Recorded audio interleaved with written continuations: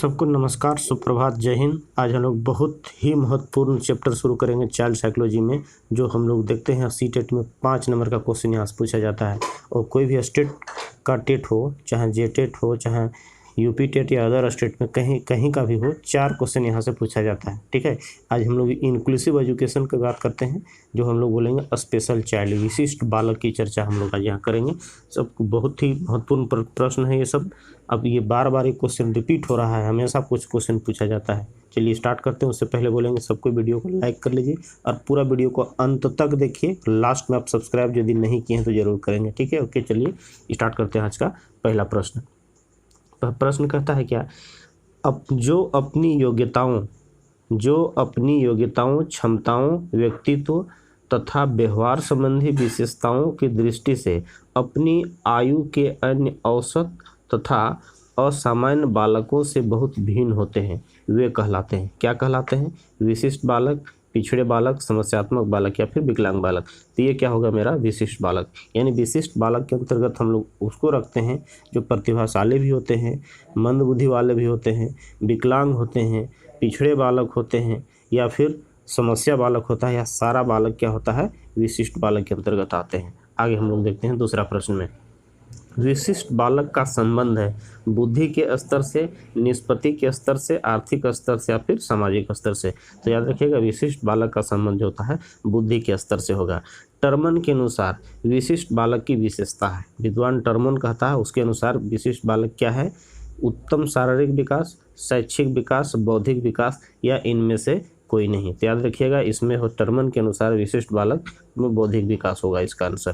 4, विशिष्ट बालक के अंतर्गत निम्न में से कौन सा बालक आता है? प्रतिभाशाली, पिछड़ा बालक, मंदबुद्धि बालक, उपरोक्त में से सभी। तो उपरोक्त में से सभी इसका आंसर हो गया, आसान हो गया। चलिए देखिए, विशिष्ट बालक के श्रेणी में आते हैं बौद्धिक रूप से भिन्न बालक, शारीरिक रूप से भिन्न बालक, वचन के रूप में भिन्न बालक। इसका भी मेरा उपरोक्त में से सभी आंसर होगा।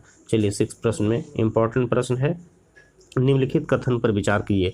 2 कथन दिया है, उस पर विचार करना, वही आपका आंसर क्लियर करेगा। ठीक है, कहता है विशिष्ट बालकों के लिए पृथक्करण का दर्शन विद्यार्थियों, माता पिता तथा अध्यापकों को बताया जाना चाहिए। चलिए सही है। विशिष्ट या विलक्षण बालकों की आवश्यकताएं भी विशिष्ट होती है, अतः उसके लिए दिशा निर्देश भी विशिष्ट होनी चाहिए। कथन पहला तो सही है, कथन दूसरा भी सही है, यानी इसमें पहला और दूसरा दोनों सही होगा। Option number 3।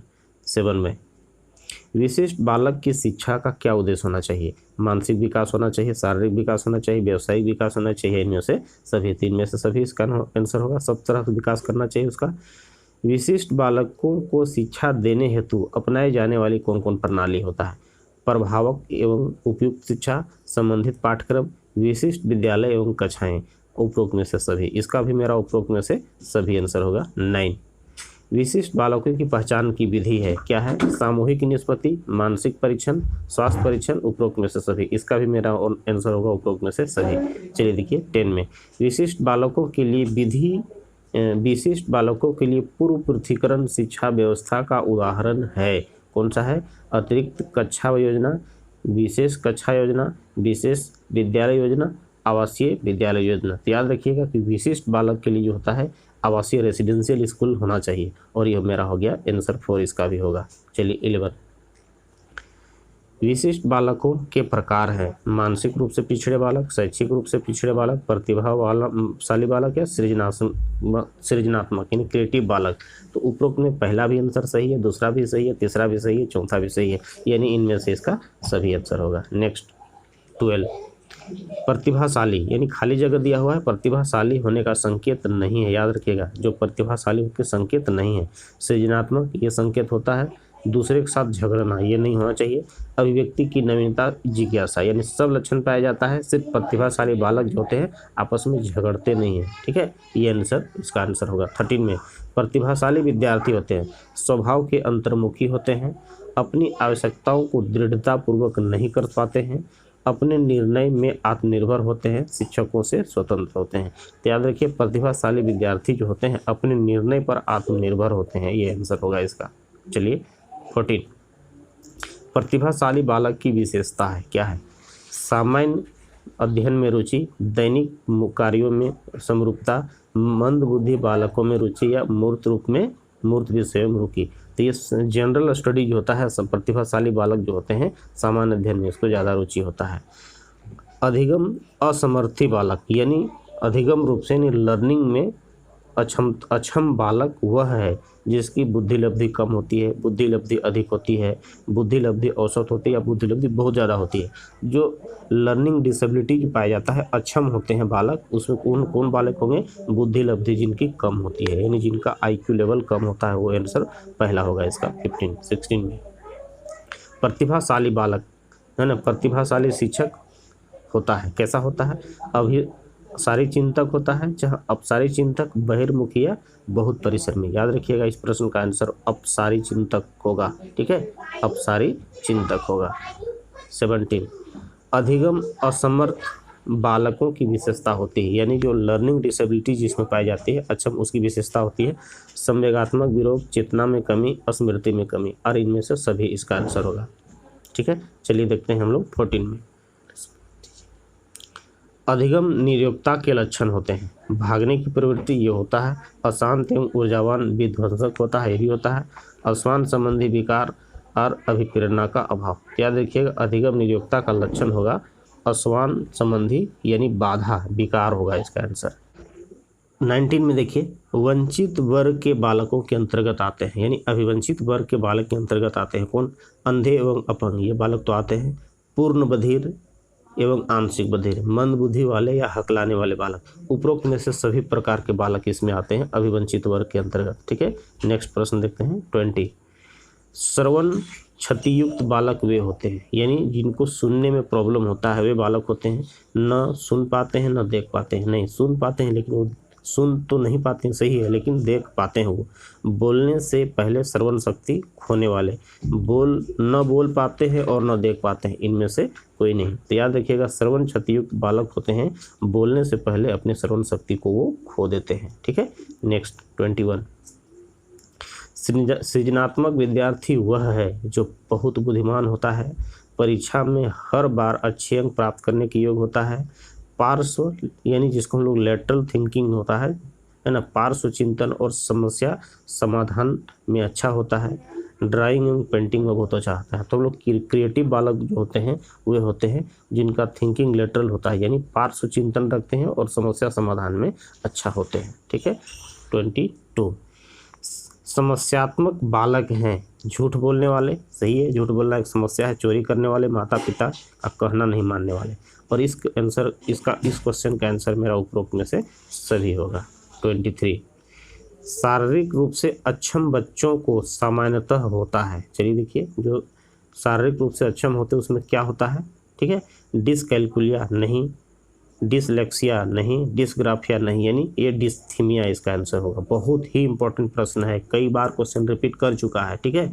आगे देखिएगा, एक बच्चा जो कोई बीमारी से ग्रस्त है वह सा को वाज पढ़ता है, यानी वाज और सा में अंतर स्पष्ट नहीं कर पाता है, और न्यूक्लियर को वह अनक्लियर पढ़ में अंतर स्पष्ट नहीं कर पाता, यानी दोनों में क्लियर नहीं कर पाता है कि एक ही है या फिर अलग प्रकार का है। यानी ये किस प्रकार का विकार हुआ? वो पठन संबंधी विकार, यानी रीडिंग में उसको प्रॉब्लम होती है, ठीक है। तो इसका आंसर क्या होगा? जब शब्द जबलिंग विकार, डिसलेक्सिया है ना, डिसलेक्समिया या फिर डिसमोर्फिया या डिसलेक्सिया। तो इस प्रकार का जो विकार होता है पठन संबंधी विकार, रीडिंग में जो प्रॉब्लम होती है उसको हम लोग डिसलेक्सिया कहते हैं। बहुत ही इंपॉर्टेंट प्रश्न है ये, कई बार रिपीट हो चुका है, ठीक है। आगे चलिए देखिए 25 में,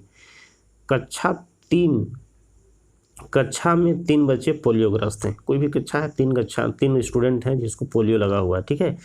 खेल के कालांश में, यानी खेल का जो पीरियड होता है स्कूल में, खेल का जो पीरियड है उस पीरियड में उस बच्चे को एक कोने में बैठ कर रहना चाहिए ताकि वे खेल का आनंद ले सके। ऐसा तो नहीं होगा, गलत है ये। देखिए, अन्य बच्चों के साथ उचित खेलों में हिस्सा लेने के लिए उसे प्रोत्साहित करना चाहिए, ये आंसर होना चाहिए। आगे देख लीजिए, केवल आंतरिक खेलों में हिस्सा लेने की अनुमति देना चाहिए, ये भी नहीं गलत, जो कोई जरूरी नहीं है। कक्षा के सभी विद्यार्थियों के साथ खेलने के लिए जोर डालना चाहिए, इसका आंसर मेरा होगा 2, यानी इस प्रकार के बच्चे को अन्य बच्चों के साथ खेलने के लिए उसको हमको प्रोत्साहित करना चाहिए।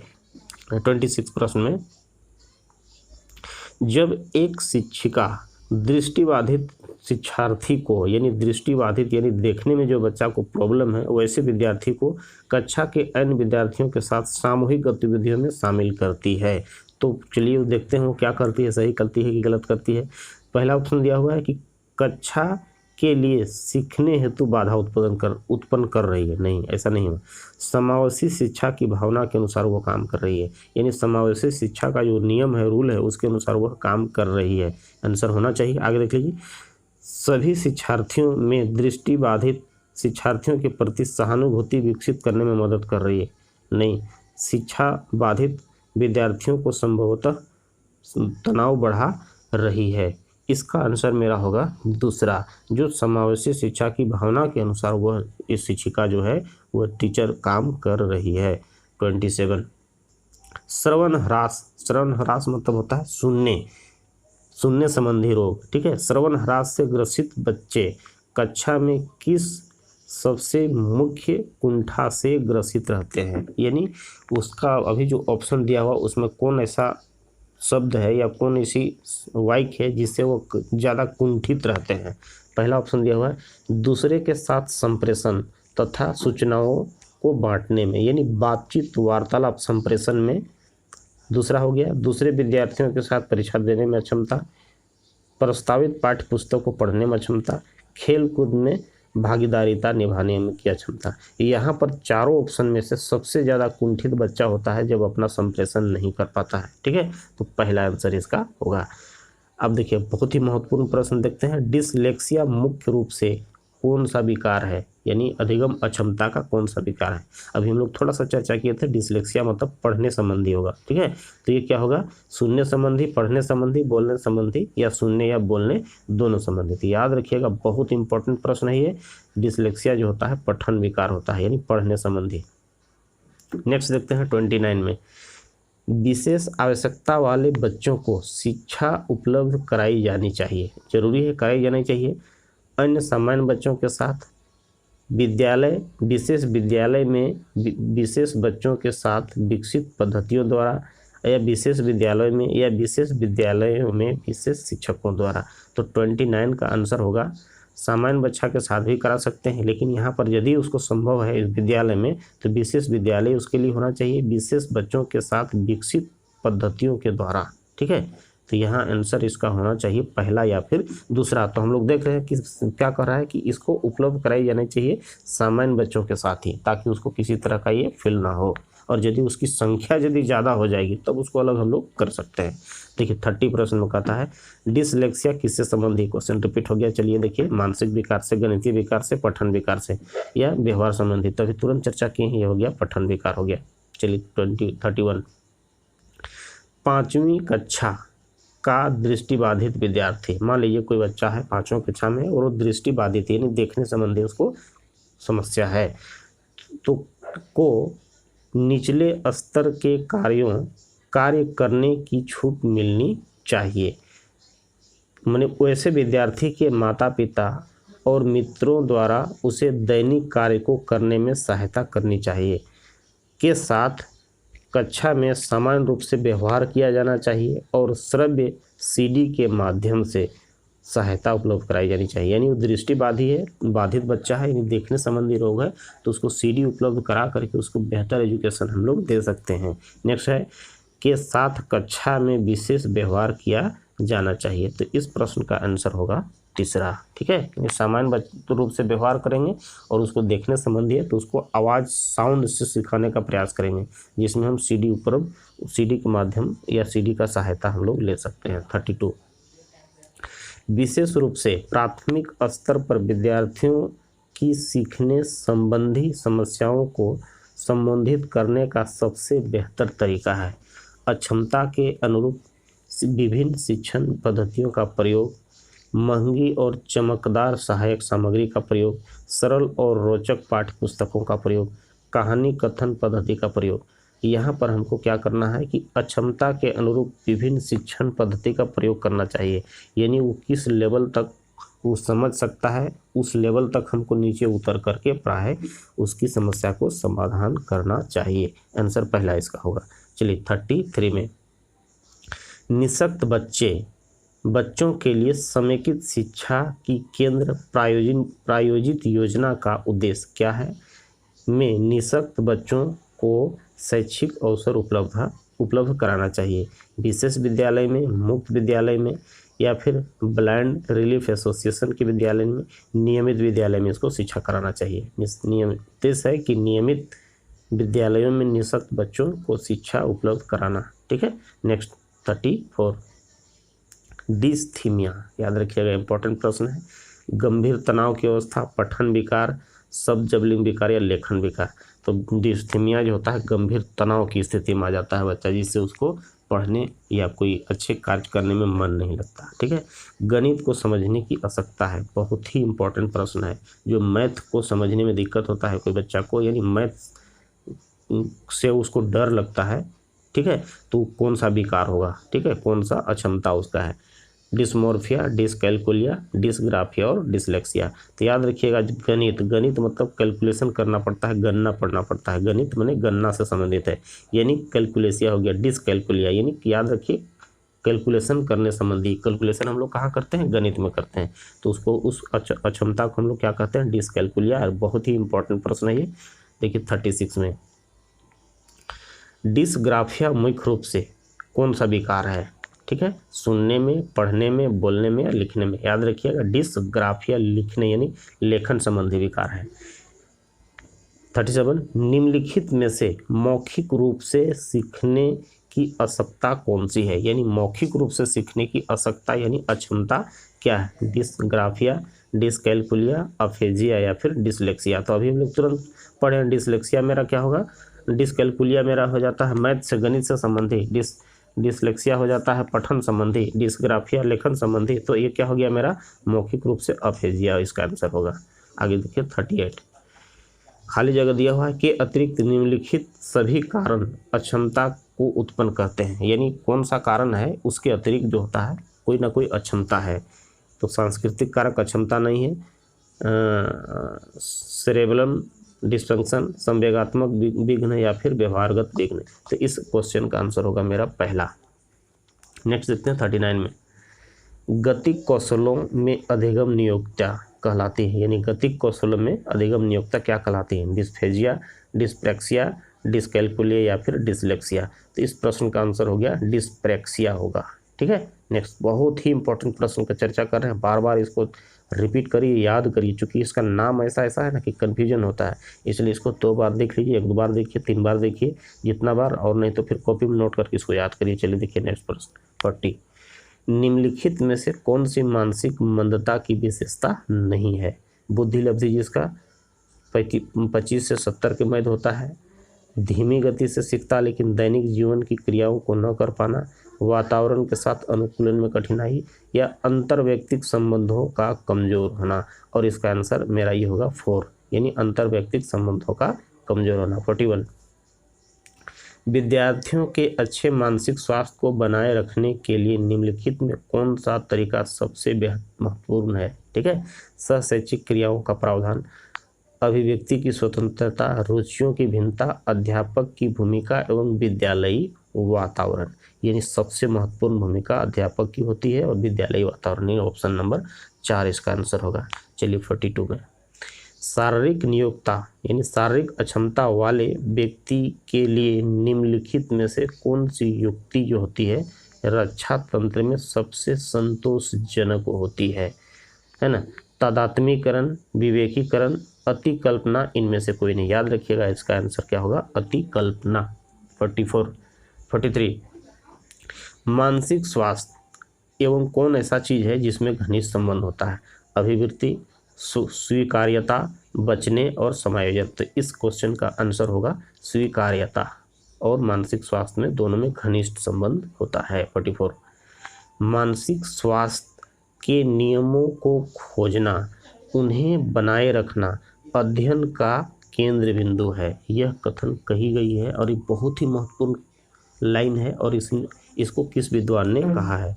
शेफर ने, हैडफील्ड में, ड्रेवर का, या फिर ये क्या हो गया? लेडल का।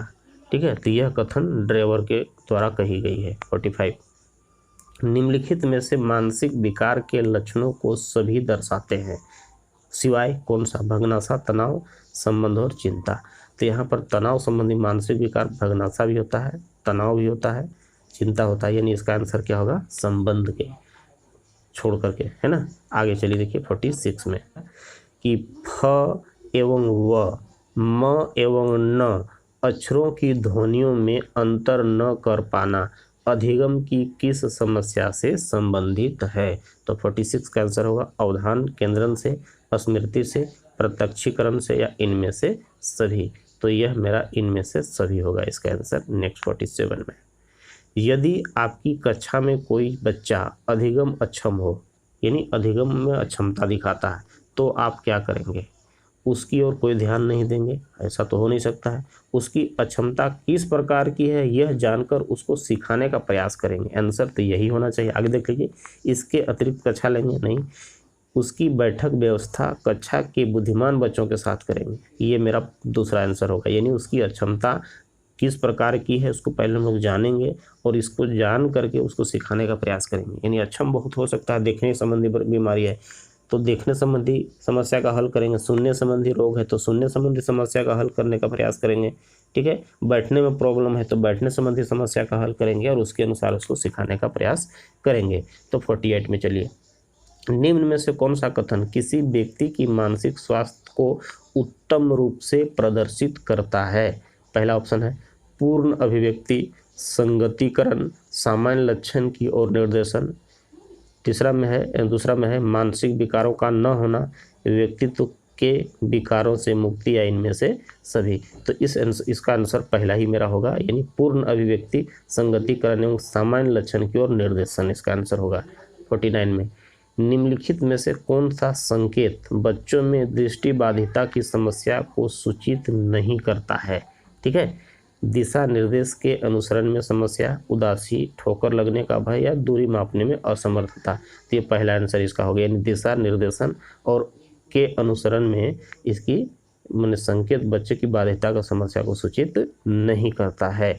50 प्रश्न कहता है वाक बाधित करने मतलब बोलने संबंधी बच्चों का विकास किया जा सकता है। ठीक है, कैसे? उनको कक्षा में अपने विचार को प्रदर्शित करने के लिए प्रोत्साहित करके, सही ध्वनि के उच्चारण के लिए सहायता करके, उनके द्वारा कथित गलतियों को सुनने में सहायता करके, मूल्यांकन के लिए विशेषज्ञ के पास भेजकर। देखिए यहाँ पर हमारा सबसे ज़्यादा इम्पोर्टेंट है वैसे बच्चा का विकास हम लोग कह सकते हैं, जो कि वो क्या होता है, वाक संबंधी है। वाक संबंधी कहने का मतलब है कि सही ध्वनि, प्रोनाउंसिएशन, उच्चारण सही हो, इसकी सहायता हमको उसको करना है। जैसे छोटे बच्चे तुतला के बोलते हैं तो उसको धीरे धीरे हम लोग बोलते हैं ऐसे बोलना है, बार बार प्रयास करवाते हैं तो बच्चा क्या होता है, शुद्ध उच्चारण करने लगता है। कहने का मतलब है कि इसका आंसर मेरा दूसरा सही होगा कि सही ध्वनि के उच्चारण के लिए उसकी सहायता करके हम कर सकते हैं। ठीक है, चलिए आज हम लोग बहुत ही महत्वपूर्ण क्वेश्चन का चर्चा किए। नेक्स्ट वीडियो हम लोग फिर आगे इसको कंटिन्यू करेंगे।